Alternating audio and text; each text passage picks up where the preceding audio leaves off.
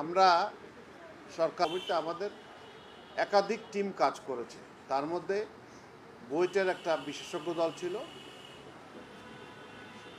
তারপরে দমকল বাহিনীর বিশেষজ্ঞ, তাদের যারা ফায়ার হ্যান্ডেল করেন তাদের এক্সপার্ট ছিল, সেনাবাহিনীর থেকে তাদের বম্ব স্কোয়াড ছিল এবং তাদের বিশেষায়িত কুকুরগুলো, স্নিফার ডগস, তারাও কাজ করেছে এবং পুলিশ বাহিনীর থেকে, সিআইডির থেকে তারা কাজ করেছে। এরা সকলে মিলে একত্রে আমরা একটা বিষয়ে একমত হয়েছি যে এটি একটি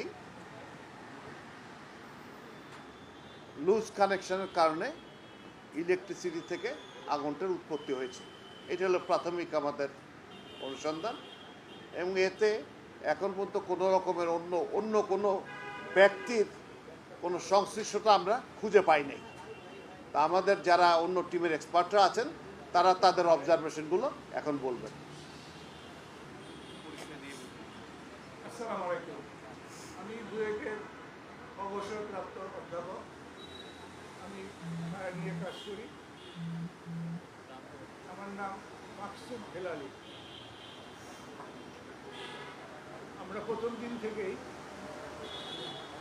যথেষ্ট সময় নিয়ে আন্তরিকভাবে জিনিসটা দেখার চেষ্টা করেছি।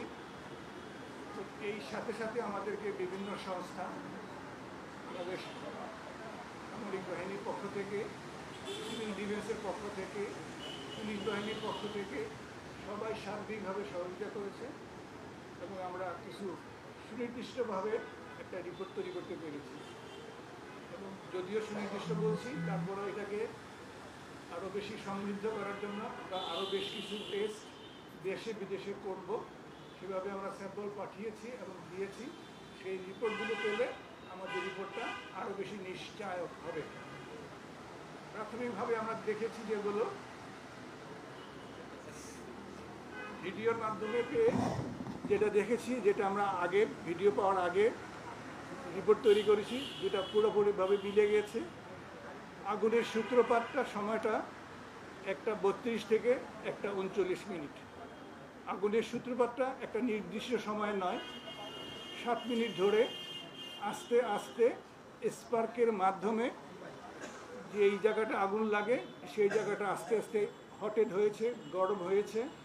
প্রথম দিকে সেখান থেকে মেল্টেড ম্যাটেরিয়াল ঘষে ঘষে পড়েছে। তারপরে এটা এক সময়ে ইগনিশন টেম্পারেচারে গিয়েছে, তারপরে আগুন ধরে